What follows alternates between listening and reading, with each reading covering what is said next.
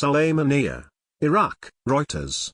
Iraq's Kurds may consider the possibility of postponing a planned September 25 referendum on independence in return for financial and political concessions from the central government in Baghdad, a senior Kurdish official said. A Kurdish delegation is visiting Baghdad to sound out proposals from Iraqi leaders that might convince the Kurds to postpone the vote, according to Mala Buksha, executive secretary of the Patriotic Union of Kurdistan, PUK, Politburo. The United States and other Western nations fear the vote could ignite a fresh conflict with Baghdad and possibly neighboring countries, diverting attention from the ongoing war against Islamic State, militants in Iraq and Syria. U.S. Secretary of State Rex Tillerson formally asked Masoud Barzani, president of the Autonomous Kurdistan Regional Government, KRG, 10 days ago to postpone the referendum. What thing would Baghdad be prepared to offer to their Kurdish region in return for postponing the referendum? Buksha, speaking about the talks with the Shiite Muslim-led Baghdad ruling coalition, said in an interview. On the economic side, Baghdad should be ready to help the Kurds overcome a financial crisis and settle debts owed by their government, he told Reuters in the Kurdish city of Sulaymaniyah. He estimated the debt at $10 to $12 billion. About equal to the KRG's annual budget, owed to public works contractors and civil servants and Kurdish Peshmerga fighters whose salaries have not been paid in full for several months. At the political level, Baghdad should commit to agree to settle the issue of disputed regions, such as the oil-rich area of Kirkuk where Arab and Turkmen communities also live.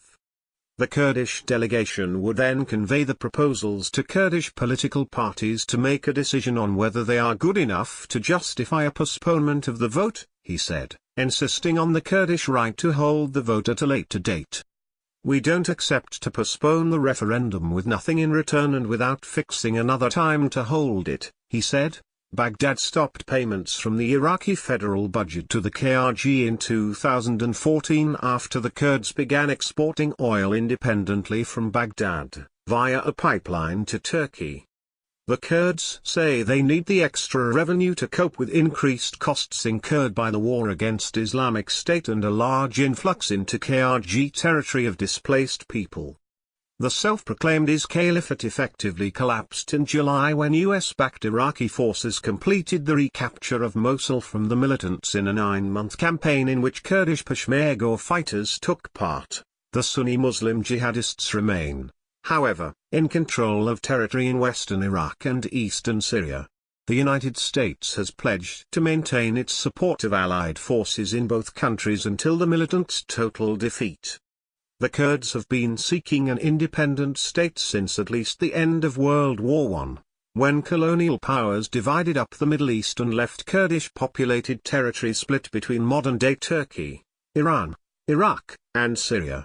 Turkey, Iran, and Syria, which together with Iraq have sizable Kurdish communities, all oppose an independent Kurdistan. Prime Minister Abadi's government has rejected the planned referendum as unilateral and unconstitutional.